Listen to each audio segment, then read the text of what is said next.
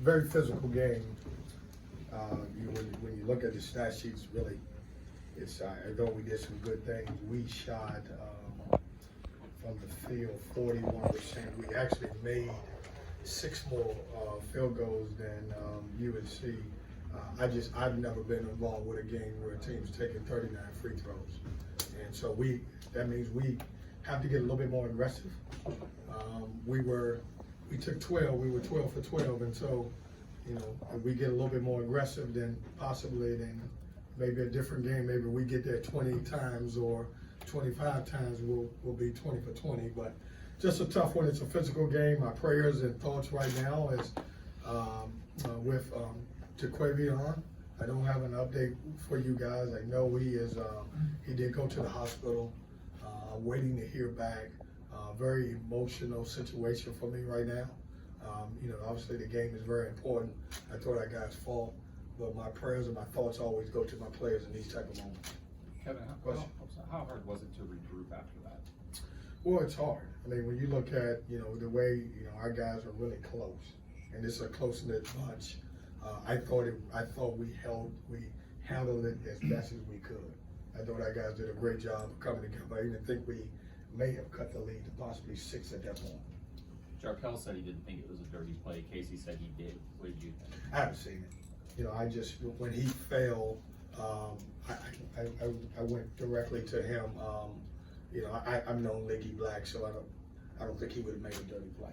So I haven't seen it. Kevin, this is a kid who could have gone to the draft, maybe been a first rounder last year. He came back because he wanted to help the program and everything. Is that the reason why you're so emotional because of an injury like this? It has nothing to do with the draft. But I'm just saying, because the kid thinks so much of the program and everything. No. It could be anybody.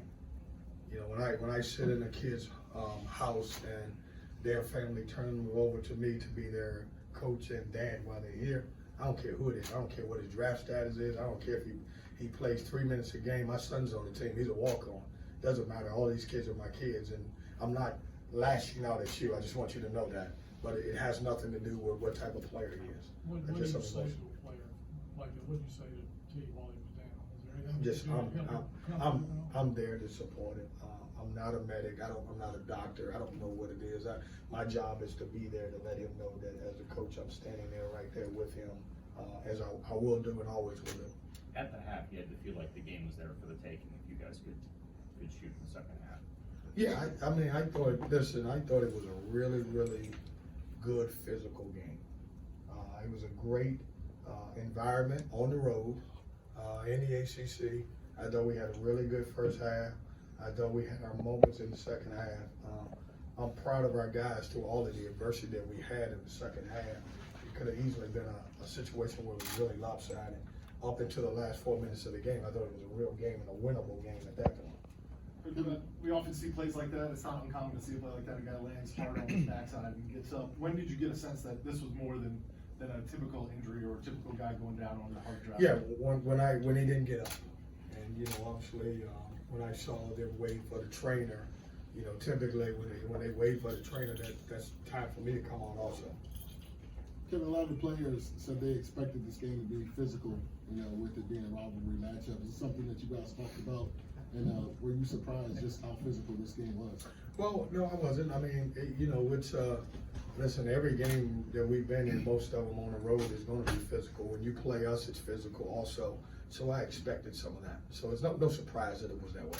What was the plan going in on Baycott, and kind of did you get a sense when that was maybe slipping, not working? Or well, I thought I got the same plan that everybody else has in the conference. It's hard to stop him. I mean, he's had 20 and 16 the last game, and 23 and 18 this game, and you can double him, or you could pick your poison. What he's become really good at is when you double him, those other guards tend to get off, and so we picked our poison and say, hey, let's stay with him, and I think that's why the game was in range, because we didn't have two doubling him where he could throw the ball out to the other guys to be able to make shots. Burns seemed to have success offensively against Baycott. He was able to pick up 2 fouls in the first half. Did you think you could go back to that sometimes? Say that again, I'm sorry. Burns seemed to have a lot of success on the offensive end against Baycott. picked up 2 fouls on him, I think, in the first half. Yeah, I thought it was a great battle between them. One guy ends up with 23, and one guy ends up with 18, and one guy's an elite rebounder. And he did what he does, and he rebounds the basketball. And I thought that was a great matchup, and I thought it was a great battle between those two guys. Thanks, Coach. Thanks.